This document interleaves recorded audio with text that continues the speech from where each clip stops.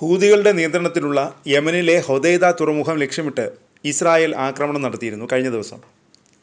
Israel നാവികസേനയുടെ കപ്പലുകളാണ് Houthi കേന്ദ്രങ്ങൾക്ക് നേരെ വീണ്ടും ആക്രമണം നടത്തിയത്.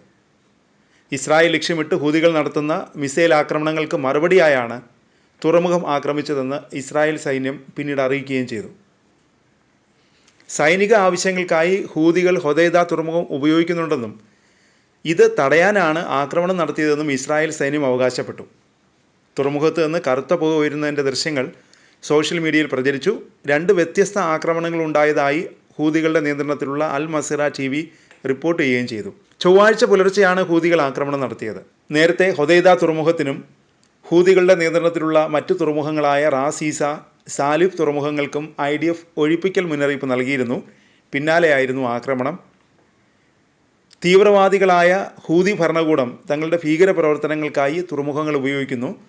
അതിനാൽ ഈ തുറമുഖങ്ങളിലുള്ള എല്ലാവരോടും ഇനിയൊരു അറിയിപ്പുണ്ടാകുന്നതുവരെ ഒഴിഞ്ഞു പോകാനും നിങ്ങളുടെ സുരക്ഷയ്ക്കായി അവിടെ നിന്ന് മാറി നിൽക്കാനും ഞങ്ങൾ അഭ്യർത്ഥിക്കുന്നു. ഇങ്ങനെയാണ് IDFൻ്റെ അറബിക് വക്താവ് അവിജയ് അദ്രൈ എക്സിൽ കുറിച്ചത്.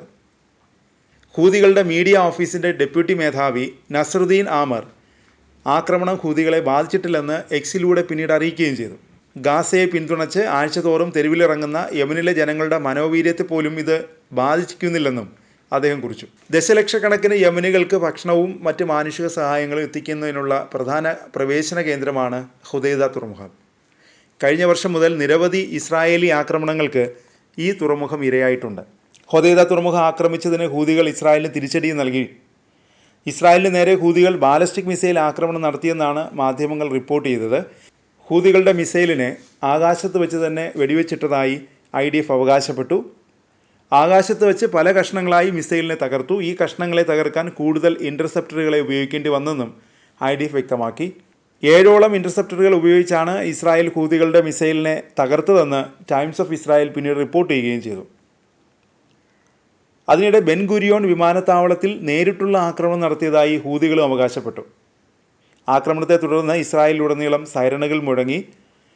ഇസ്രായേലിലെ ഹൈഫ തുറമുഖം ലക്ഷ്യമിട്ടും ആക്രമണം നടത്തുമെന്ന് ഹൂതികൾ മുന്നറിയിപ്പ് നൽകി.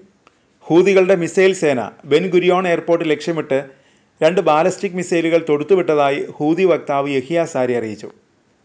2 മിസൈലുകളിലൊന്ന് ഹൈപ്പർസോണിക് മിസൈലാണ്. ഒരു മിസൈൽ നേരിട്ട് എയർപോർട്ടിനെ അടിച്ചതായും മിസൈലിനെ പ്രതിരോധിക്കാൻ കഴിഞ്ഞില്ലെന്നും യഹിയ സാരി അവകാശപ്പെട്ടു. എന്നാൽ മിസൈലുകളെ പ്രതിരോധിച്ചെന്നാണ് ഇസ്രായേൽ പറയുന്നത്. ആക്രമണങ്ങൾ തുടർന്നാൽ പൂർണ്ണ നാവിക വ്യോമ പ്രതിരോധം ഏർപ്പെടുത്തുമെന്ന് ഇസ്രായേൽ അതിനിടെ മുന്നറിയിപ്പ് നൽകിയിട്ടുണ്ട്. അതേസമയം വെസ്റ്റ് ബാങ്ക് ആക്രമണത്തിൻ്റെ പേരിൽ ഓസ്ട്രേലിയ, UK, കാനഡ, ന്യൂസിലൻഡ് എന്നീ രാജ്യങ്ങൾ ഇസ്രായേൽ മന്ത്രിമാർക്കെതിരെ ഉപരോധം ഏർപ്പെടുത്തിയിട്ടുണ്ട്. പ്രധാനമന്ത്രി നെതന്യാഹുവിൻ്റെ സഖ്യ സർക്കാരിലെ പ്രധാന അംഗങ്ങൾക്കാണ് ഈ രാജ്യങ്ങൾ ഉപരോധം ഏർപ്പെടുത്തിയിട്ടുള്ളത്.